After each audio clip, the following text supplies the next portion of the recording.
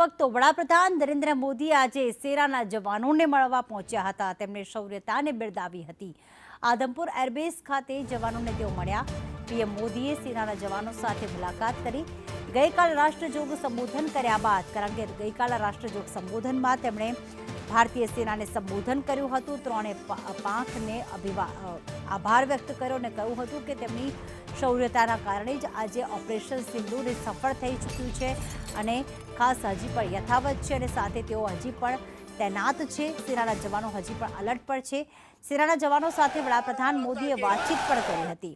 Operation સિંદૂરની સફળતાથી જવાનોમાં high જોશ જોવા મળી રહ્યો છે। હાઉસ ધ જોશ હાઈ તેવું કહીને ખાસ વડાપ્રધાન નરેન્દ્ર મોદીએ તેમની સાથે વાતચીત કરી। તો 1 કલાક સુધી જાંબાઝો સાથે મુલાકાત તેમણે કરી હતી। તેઓ આદમપુર એરબેઝ ખાતે પહોંચ્યા હતા અને જે જલંધર ખાતે આવેલું છે અને આમ પણ આપણે જાણીએ કે જ્યારે મિસાઇલ અટેક કરવામાં આવી ત્યારે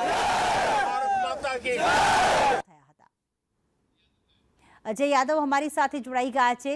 अजय, जिस प्रकार से पंजाब में जो स्थिति देखने को मिली थी पिछले 5 दिनों से, उसमें वायुसेना का जो भारतीय सेना का शौर्यता का प्रतीक देखने को मिला, शौर्यता देखने को मिली और इसीलिए हम तमाम जो ड्रोन अटैक हुए, जो मिसाइल्स अटैक हुई, उसको नाकाम कर पाए हैं और उसी को बिरदाने के लिए पीएम मोदी पहुंचे आज एयरबेस और देखने को मिल रहा है कि हाई है जोश, हमारा जोश हाई देखने को मिला।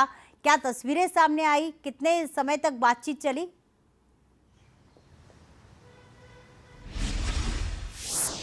देखिए प्रीति, इसमें सबसे महत्वपूर्ण बात यही है कि कल प्रधानमंत्री नरेंद्र मोदी की तरफ से राष्ट्र को जो संबोधन किया गया, या कह सकते हैं कि पाकिस्तान को लेकर भी संबोधन किया गया, दुनिया को लेकर संबोधन किया गया, उसमें प्रधानमंत्री नरेंद्र मोदी ने एक बात स्पष्ट कर दी कि ऑपरेशन अग्निवीर जारी है।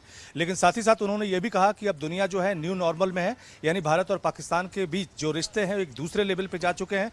अगर पाकिस्तान की तरफ से कोई भी आतंकवादी गतिविधि होगी तो भारत उससे आतंकवाद मानेगा, युद्ध मानेगा और उसके खिलाफ उसी तरह का एक्शन लेगा जितना पिछले 23 घंटे में उसने लिया था। तो एक तरह से भारत पहले से ही तैयार है। तो लेकिन अगर इस सूरत में जब पड़ोसी देश इतना आक्रामक है और खास करके आतंकी गतिविधियों संचालित करता है तो क्या अब नॉर्मल बैठ के रहने में की जरूरत है या अपनी सेना अभी भी अलर्ट मोड में रहे, उसका जोश हाई रहे, भारत माता की जयकारा होता रहे और भारत जीत के लिए तत्पर रहे, ये तमाम सारी चीजें बेहद जरूरी है। तो ऐसे में पूरे देश के मुखिया की ये जिम्मेदारी भी है और प्रधानमंत्री नरेंद्र मोदी ने अक्सर ये दिखाया है कि जब भी देश आपात स्थितियों में होता है तो किस तरह से न सिर्फ वो देश का उत्साह बढ़ाते हैं बल्कि सैनिकों के बीच भी जाते हैं।